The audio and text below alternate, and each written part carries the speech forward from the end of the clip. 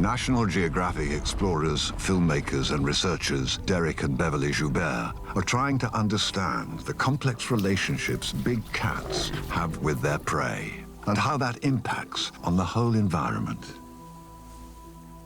Every burn we see reminds us of some lion kill we witnessed. It's like standing on a battlefield and hearing ghosts reenacting the chases.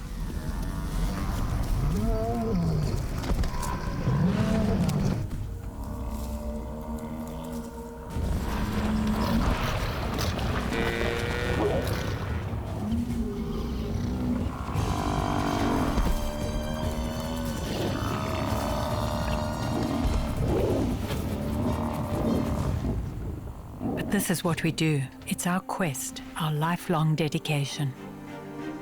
Join us as they revisit the science, impressions, observations, field notes, and new perspectives in this, our Big Cat Odyssey, a 35-year journey.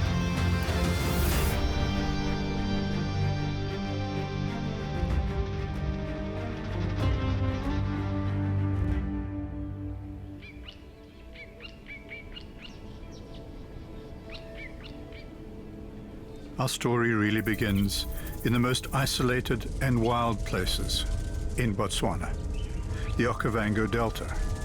What most attracted us here is that, like most swamps, it has a raw primal energy.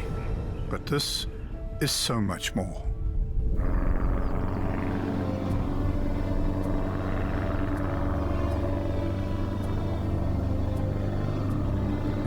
It is also pristine and beautiful in a way that is hard to describe.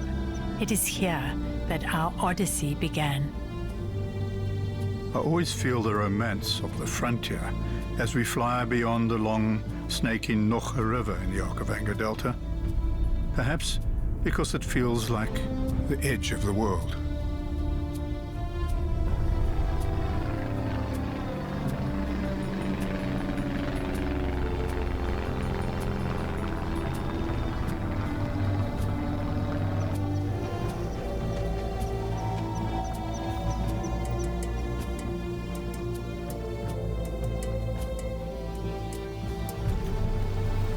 We first came here 20 years ago with the plan to stay 2 years. But the wildness, the elephants, just seduced us.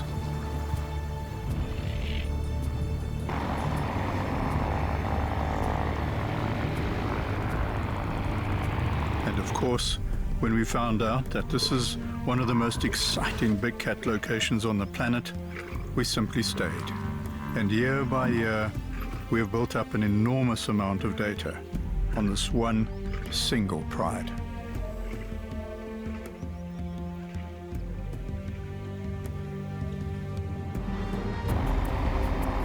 Perhaps that is what first attracted us to Duba Island and the massive herds of buffalo wading through mosaics of rivers and channels on an island that sometimes floods over at least half of its size.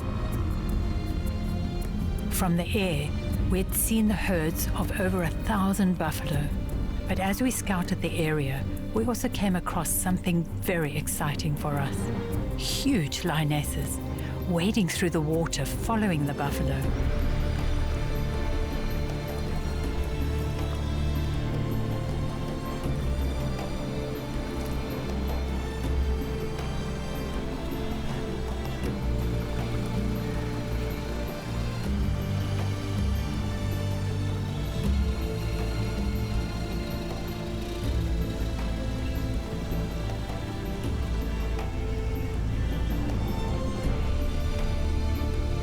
We needed to establish camp first, and we did that on an island, hidden from land and from the air as much as possible, just tents in the trees, as deep into the flood as we could get by vehicle.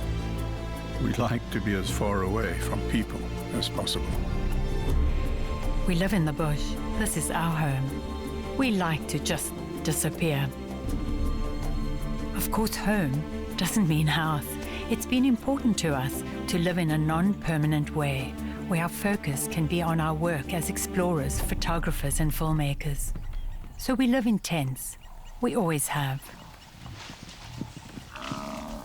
The lions here are some of the biggest we've ever seen, but they have two other unique characteristics that brought us here. They hunt, mostly during the day, and they specialize in hunting buffalo. So it can happen anytime, anywhere, even in camp.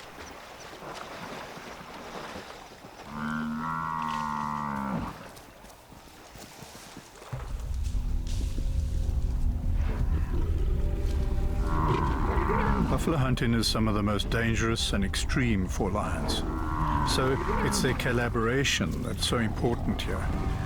And our studies over the next few years would be about pride dynamics.